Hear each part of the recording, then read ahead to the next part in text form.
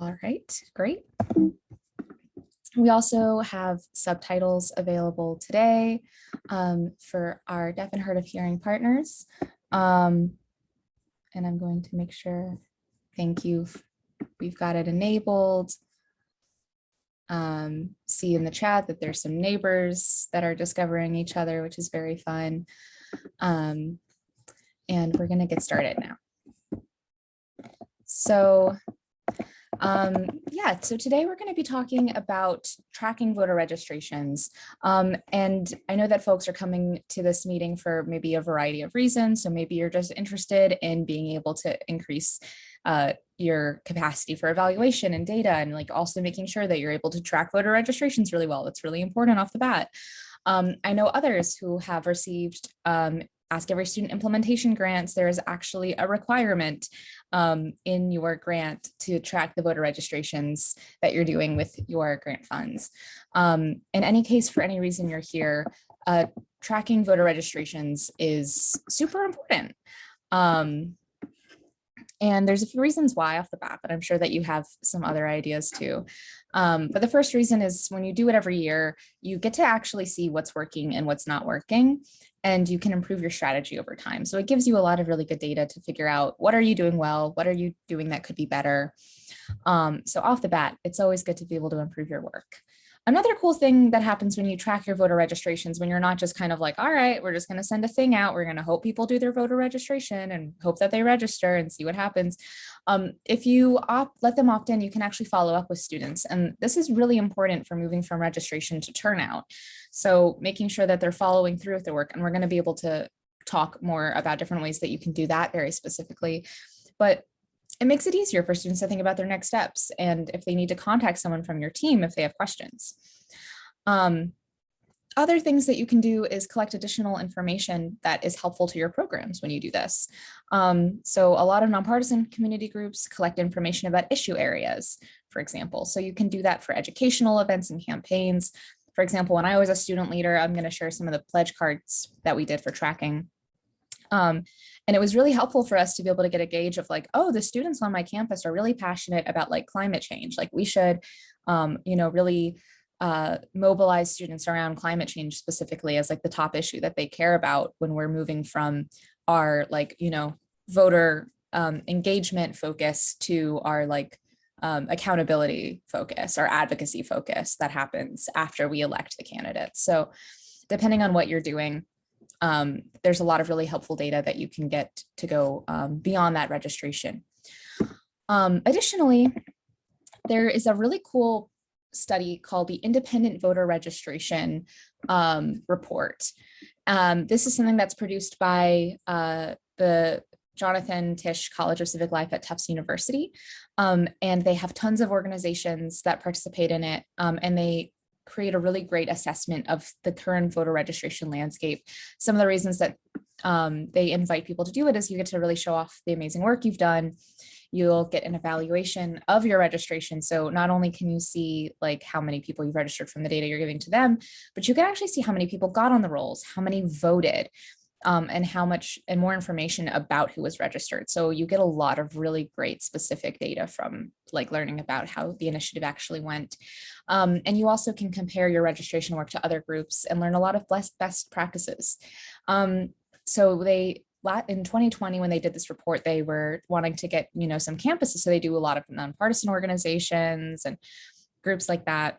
And they want to include institutions as well that are doing this work like y'all. And they weren't able to get too many. So one of the things we're really wanting to encourage our campus partners, such as y'all here today, to do is to participate in this report. We want to be able to show people the amazing work that campuses are doing to register student voters, and to really be able to learn from all of that through this. So when you're tracking voter registrations, that allows you, like when you're doing it in kind of a robust way where you're gathering things like, the students' names, their, contact information, their address that they're registering at, pieces like that. And I'll talk more about it. We were able to actually get the very specific information of what they require for this specific report, which is first name, last name, street address, that they're registering at, so city, state, zip code, and also the program type that you're doing. So is it like an online initiative? Is it like field work? So are you like canvassing students? So they'll have options for you to choose from for your actual program. But optional data could also include date of birth, gender, telephone number, race, mailing address. But that part's not as required. And I know for higher educational institutions, there's a lot of barriers towards getting a lot of that kind of specific sort of data. And we'll talk more about that in a second too. Feel free to add questions or thoughts or anything in the chat as we continue to go through this training. So before we get into different kind of tips of ways that you can track, I do want to make aware everyone of like some liability concerns when you're doing this work that I'm sure that you are more familiar with than anybody else. So first of all, when you're trying to get people's contact information, always have an opt-in option. Don't reach out to students if they have not opted in to getting contacted. Don't collect too much information. And also a lot of local laws restrict what data you can gather from the voter reg forms themselves. So hopefully no one here is interested in collecting the social security numbers of all of the students that you're registering that they're putting on the forms. But really try to collect like what you need. Don't try to collect too much. And be careful around storing the personal identifiable information, PII. For too long, there's a lot of concerns that you might want to talk to your campus's legal team and learn more about your state laws for those kind of nuances. Things that you can and should track is their names, contact information when they opt in, and that's all opt in. Their zip code, so you can actually support them where they're registering, because as we all know, it differs place to place. Also just for yourself, just the date that you've registered them, so you know like when to follow up for different touch points, like, hey, if you registered today, check your registration in 2 weeks. So that's also helpful just to have. And then for lots of campuses that have like a lot of like on-campus residential life, if they are in like a dorm, that's also helpful information. And then you can of course track more or less depending on what you're doing. For some people, it's just getting email list, and that's okay. You know, I know for some folks, it's like the bare minimum is just like the numbers, like how many students. And if you're just getting a tally of those numbers as the base level, that is still okay. But being able to have more advanced data is, as we shared, very helpful too. Great, so I'm going to put a pause there if anyone has any questions real fast before we dive into some tips of different ways that you can do things. All right, cool, let's get into it then. So we're going to talk about 4 different types of data tracking today. So we'll talk about digital tracking, so ways that you can use voter access technology to gather data as you go, and different other kinds of tools that you can use for making sure that you're like seeing who is registering and how many people are. Some tips for streamlining your paper form tracking. So when you're doing paper registration, being able to organize that well, being able to keep it organized as you go and tracking who you're registering as you go, instead of just having like this big pile of forms that you don't know what to do with. We'll talk a little bit about the importance of pledge cards as a way to be able to pair that. I know I'm seeing Sharon nodding. We talked about this just the other day of having a pledge card. That's something that's really helpful for when you're doing your initiatives. You can use that for both online voter registration efforts and paper form efforts. So like it goes pretty well for that. And then really importantly, actually, election official partnerships.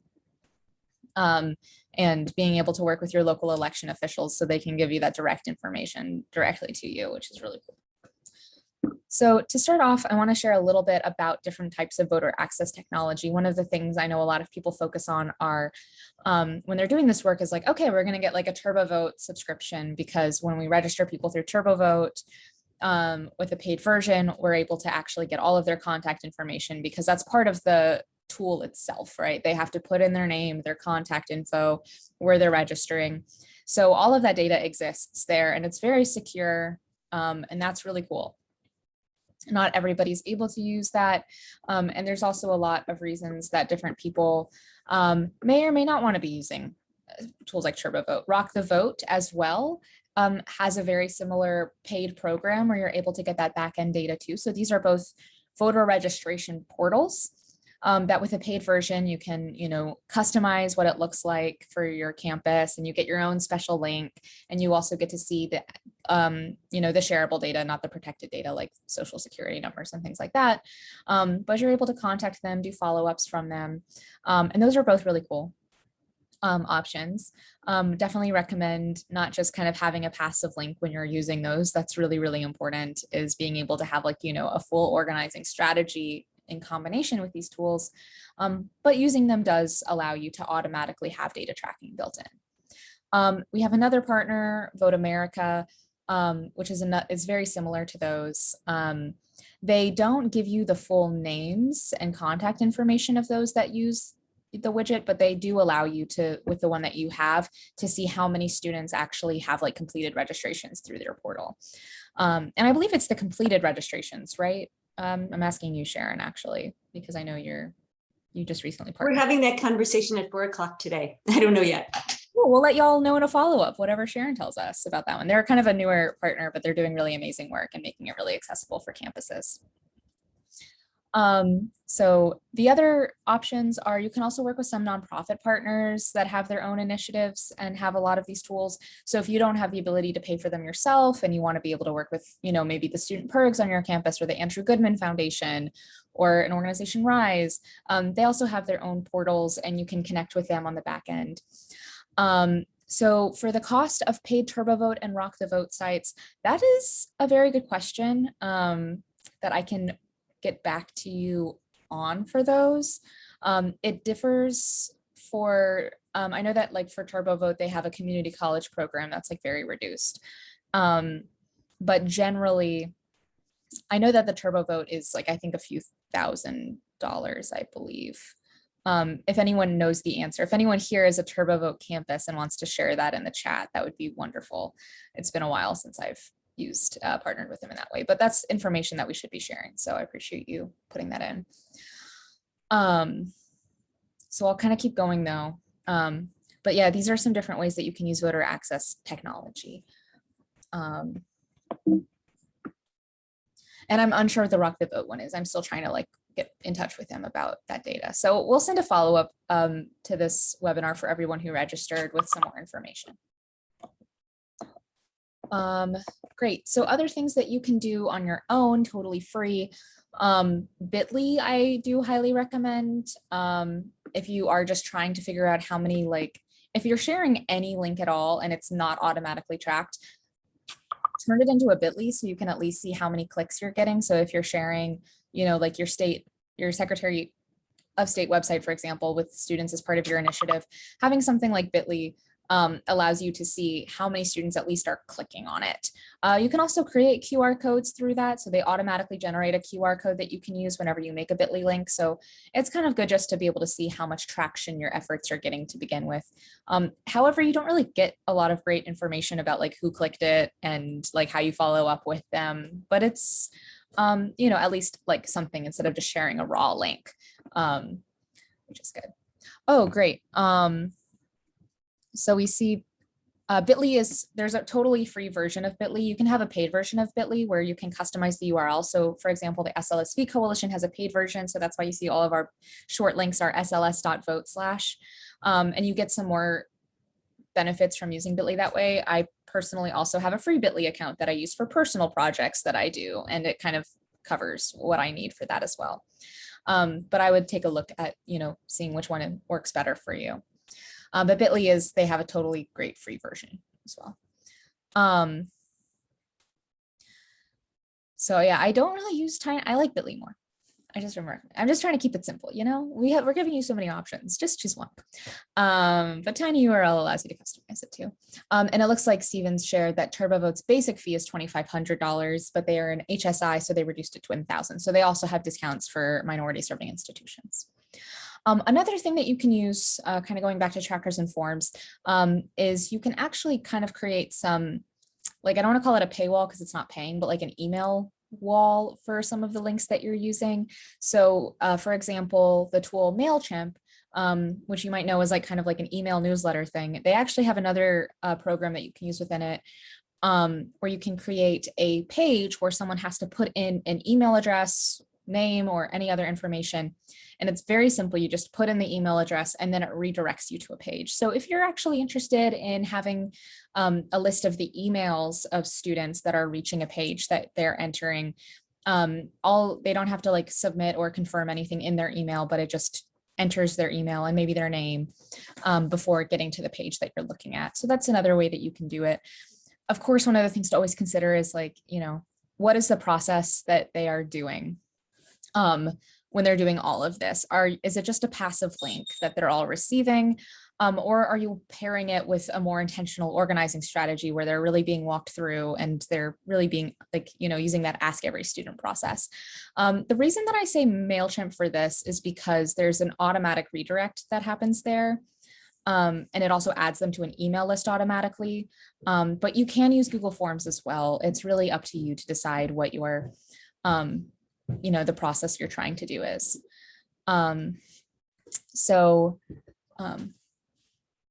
Yeah.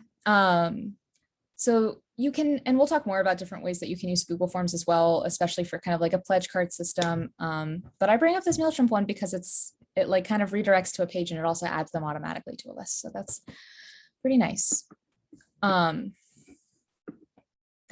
So paper form registration. So does anyone have any questions first about digital tracking? Because that's the end of the kind of like digital tracking side. All right, cool. Let's keep going. So tips for doing paper form. One of the tools that we have at Ask Every Student is the civic engagement packet. And I'll share that in the follow-ups to this too, the link to that, but it's on it's actually on a bit.ly. So I'll put it in here. So you can actually see the bit.ly sls.vote/AES packet. And you can customize this in different ways. You can make it smaller than like a whole 8.5 by 11 if you wanted to also. But this really allows you to, the whole point of it is that when you're doing paper form registration, you try to avoid taking a lot of information directly from the form itself. So this is a kind of sort of like opt-in tracking information sheet, right? Where what they're doing is saying like, hey, as you can see, like on this right here, there is like a box where they say, I give you permission to contact me. And they're also giving you directly all of this information, like their name, maybe where they live, their residence hall, maybe their ID number, email information, and then also being able to choose, like what are they doing today? Are they registering for the first time? Are they updating? How do they plan to vote? Where are they going to do it? And they can either choose to just totally opt out of the whole process, or they can choose to opt in. So having something like this really kind of covers you in terms of some of the liability pieces, because it's just a whole separate form that they're giving you with that information that they're fully opting into. But also the way that this is designed is it would be attached to the voter registration form. So the National Voter Registration Act form, or maybe your local state form. And when you're having those together, it allows you to really easily start like doing it state by state. So if you're a campus that has students from multiple states, as you can see, it says like my home address in the state. So you can, one of the things I've seen a lot of people do very successfully is to be like, okay, so this is someone who's in Pennsylvania. I'm going to put it in the file of Pennsylvania. So as you're doing it, you can really start filing it and organizing it, so you don't have to go through the whole list of it later. As you do it, really make sure to at least tally how many registrations you're doing at the very least. But you can also use this information to put it onto a spreadsheet that has like correlating columns. So really highly recommend staying organized and tracking it as you do it. The payoff for that, whether it is using it for something like the IVR study later on and being able to really have it all organized in one place, or being able to use it to contact students to help them follow through with their voter registration and their voting plan. It's all super, super valuable. Another spotlight I wanted to kind of give is asking for student ID numbers. If you're able to have a good partnership with your institution, maybe the registrar's office specifically, if you one of the things that Stony Brook University did, and so Stony Brook was actually one of the campuses that did participate in IVR, is they actually just they have the voter registration form, and then they have a sticky note on it, and students just put their name that they are their legal name that they use at your institution. So whatever name is on the records at the institution, and their student ID number. And then you can work with your institution to get all of the rest of that information from them too. So especially if you have a lot of students that live on campus, you can get those campus addresses there. So that's another tip. I see in the chat, someone asks, how secure are Google Forms? I would not ask for any super sensitive information on a Google form in any case. So like, don't try to get like a social security number. But if you are using it to collect contact information, like basic contact information, that's okay. And having it kind of like that. I would say if you like, we can do a little bit more research into like the security aspects of things that we're sharing today as well, and follow up with you. But if anyone else has any thoughts about the security of Google Forms, you can throw those into the chat. That's a great question. That's a big part of all of this, especially for y'all at institutions, security. Another note on the pledge cards. So we shared a little bit about this packet kind of process that you can use, about data tracking links.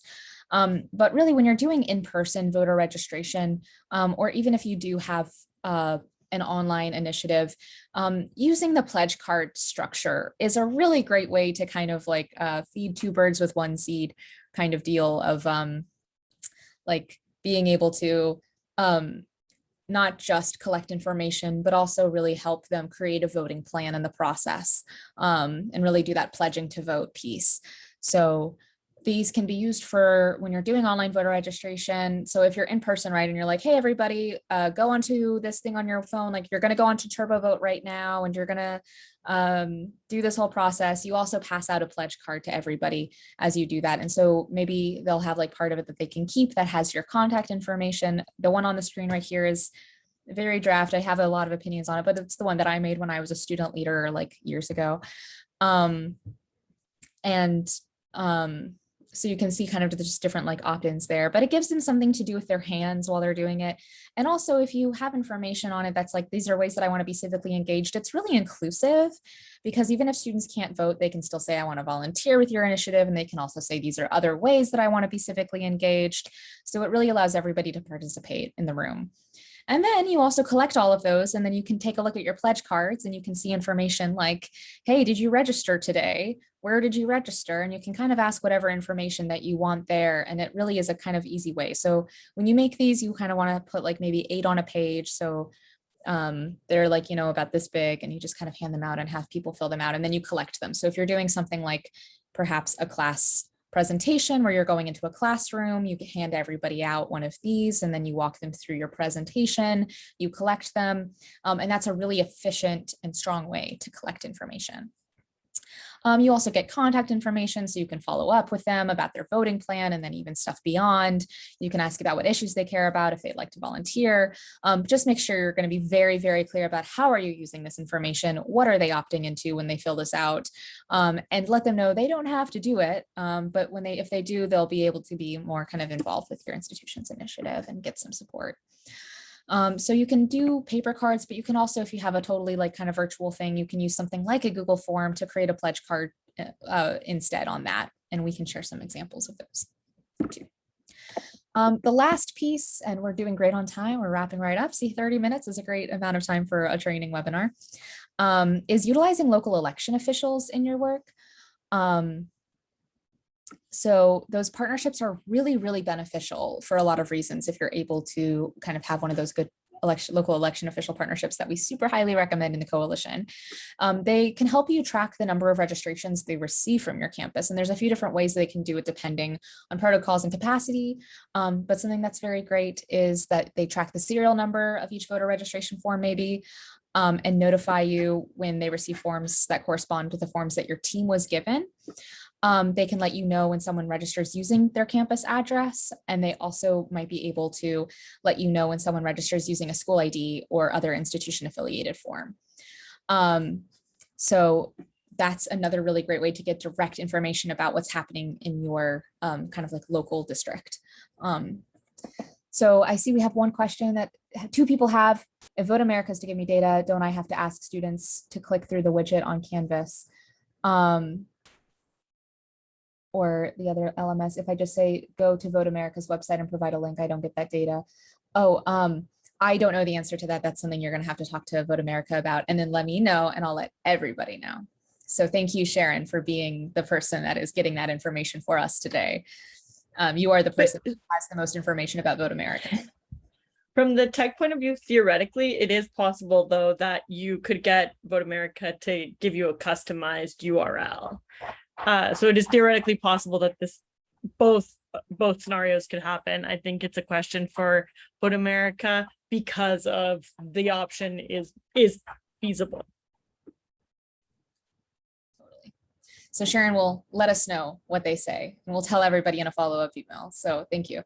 If you do have more questions, if you want to talk through any of this a little bit more and be like, hey, this is the plan that I have for tracking voter registrations.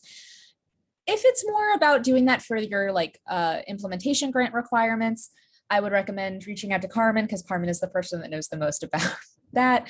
That said, if it's just kind of general, I'm also happy to talk to you about it. Here is our contact information. You can reach out to us. Either of us would be happy to discuss it with you even more in detail. So we're down to keep talking about it today, post webinar.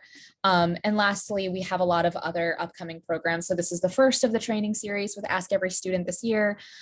We have this fall 3 types of kind of programming sessions. So we'll continue to have community open hours. Those are more just participatory. So I know I was talking at you this whole time. The community open hours are really just letting everybody share stuff, ask questions of each other. We have different themes. So you can see we have voter registration strategies. So everyone can talk about the strategies they're doing. Final stretch to election day. What are those plans? We'll have another one that's post-election. So a really great conversation about how did it all go? What are people concerned about? What are people feeling? We also have some trainings. So the toolkit is being launched tomorrow. So keep an eye out in your email. You'll get to see the whole new toolkit with a lot of really amazing new resources. And we'll have a really in-depth training on how can you use it? How will you ask every student on your campus on September 8th?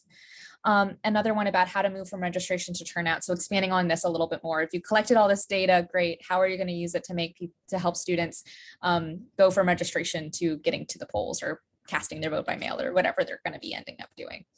All of this is on our page, studentvoting.org/programming. But like I said, please reach out to me or Carmen if you want to talk through anything at all. Thank you all so much for attending this first training of the fall. I have to figure out how to escape this presentation because I can't see the Zoom screen. And there you all are. If anyone wants to stay after for a couple minutes, Carmen and I will be here to talk through anything. But thank you all so much for participating in this training today. Good luck tracking your voter registrations. Hey there.